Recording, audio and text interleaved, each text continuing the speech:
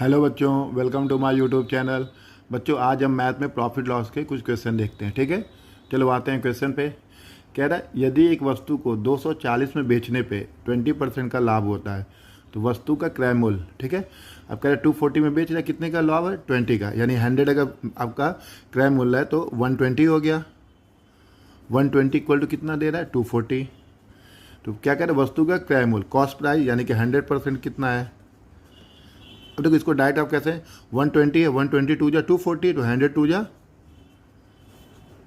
200 बस। ठीक है, कोई इसका बेसिक फार्मूले की कोई ज़रूरत नहीं। अब देखो प्रॉफिट है ना, तो 100 में 20 ऐड हो गया, 120, 120 इक्वल 240, तो 100 इक्वल 200। ठीक है, चलो आते हैं नेक्स्ट क्वेश्चन। कह रहा है यदि किसी वस्तु को 15% लाभ के बजाय 20% पे बेचा जाए, यानी कह रहा है 50% बेचना था, वो कितने में बेच दिया? 20%।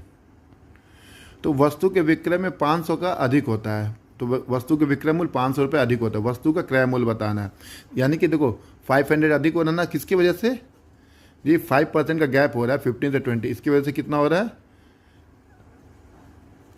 500 का। ठीक है, तो कह रहे मतलब वस्तु का कॉस्ट प्राइस, क्रय मूल्य, क्रय मूल्य क्या होता है? 100%। तो 100% बराबर, अब देखो 5% बराबर 500, 100 बराबर 5000। ठीक है, समझ में आ रहा है? 5 10 जा 50, सॉरी 100 10 जा 1000।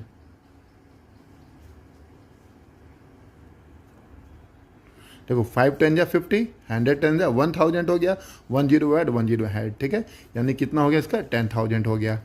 ठीक है, इस तरह आप डायरेक्ट इसको सॉल्व कर सकते हो।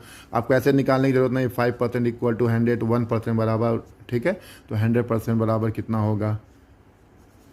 5%, 500, 5 10 जा 50, 10 टाइम्स, ठीक है, फिर 10, 100, 100 10 टाइम्स 1000, 10 ऐड 10,000। ठीक है, ओके।